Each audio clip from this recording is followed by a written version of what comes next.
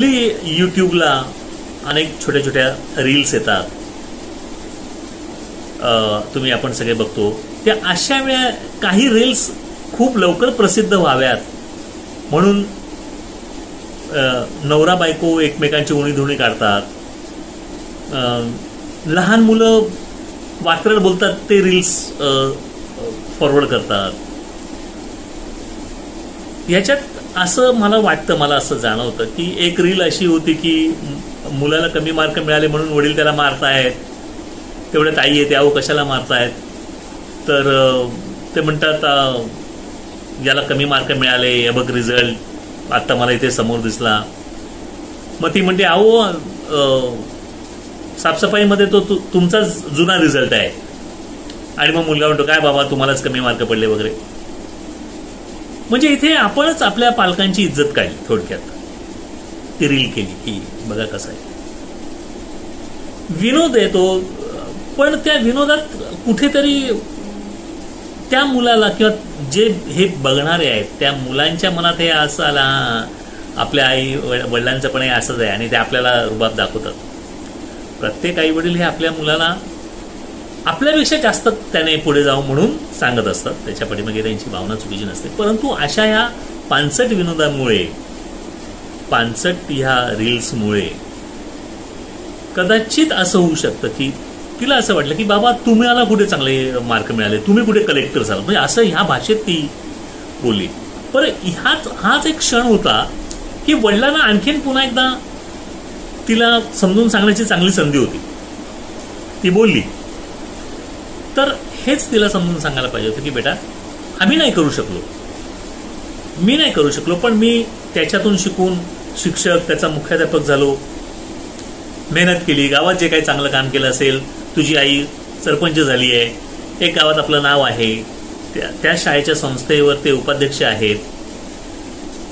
ही त्यांना एक चांगली संधी होती मोटिवेशन देण्याची आपल्या मुलीला.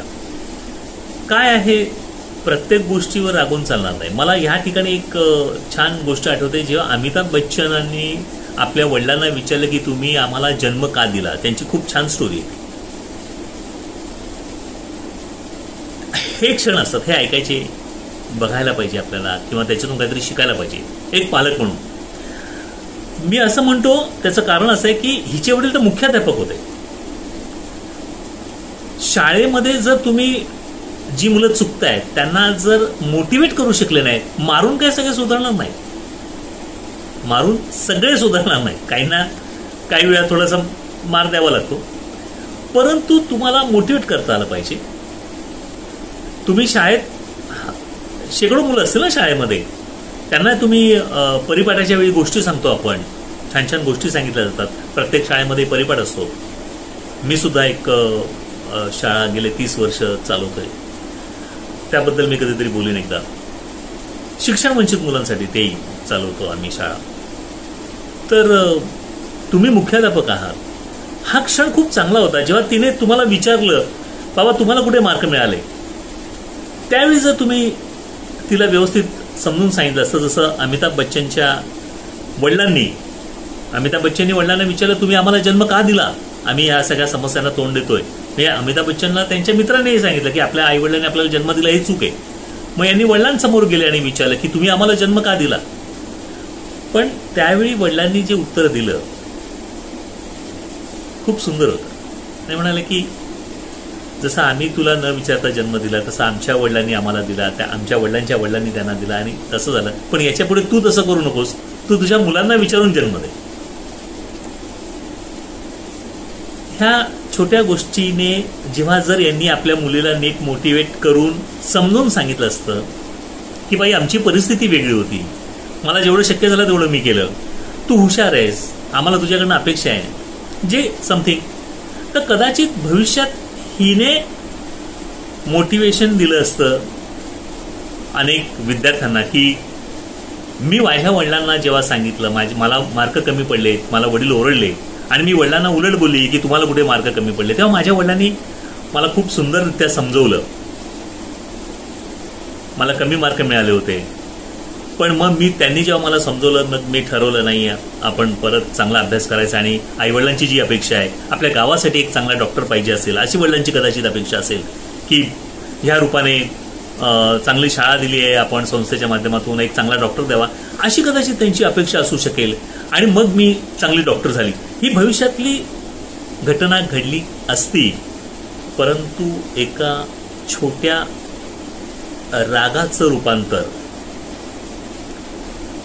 एका भयंकर प्रसंगात झालं आणि आम्ही सगळेच जण एक चांगली आपली मुलगी, एक भविष्यातली आपली होणारी चांगली डॉक्टर घालून बसलो.